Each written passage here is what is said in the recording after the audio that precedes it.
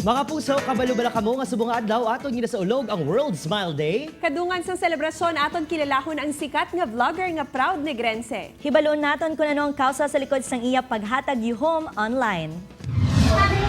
Mabuhay pong mapamilya ko. Ito po, pwede pa kami magpatay ng kulto dito sa bahay. Punong-puno ko yung basketball team. Mga ito pa ako bigyan sa trapo yan. With more than 500,000 subscribers sa YouTube, kag linibo ka mga followers online. Si Erica Imbang ang ginakabig panibago nga Smile Ambassador online. Ang yakausa, madamong mapasadya, pinagi sa iyang vlogs. Nalipay, gikuno kag daw una best daw nalipay ang akong pamilya. Kag ang siyempre mga tao man nga nag-proud sa akon. Kag Bangon siya talento kag #fresh from the farm nga mga video content, ang kalipay ginahatag sini rason man sang kalipayan sa iya pamilya. Ang anay balay nga daw marumpag na, busla na sang bag-o ni Erica. nagsugod ka sa wala tapos do makita mo nga nakapundar kag tapos do gipamalasan mo bala ang tanan. Bangod World Smile Day, panawagan sini ang kabakod sa mga nagakapaslawan.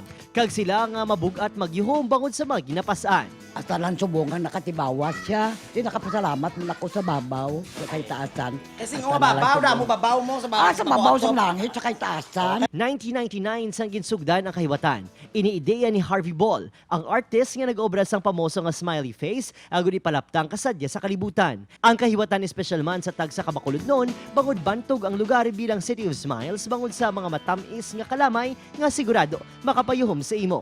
In 3, 2, 1, go! Hello, good morning mga manay, mga manoy. Ako si Rica Imbang, fresh from the farm. 100% organic, walang halong fertilizer at malayo sa kanser. Gani makapuso, hindi na magpasingit. Ang problema, dasiga isinggit. Kag tinguhaan nga magyihom. Bangod sa kabuhi, wala dapat nagakahubsan paglaom. Upod si Reynald Castillo, Adrian Prietos. 1 Western Visayas.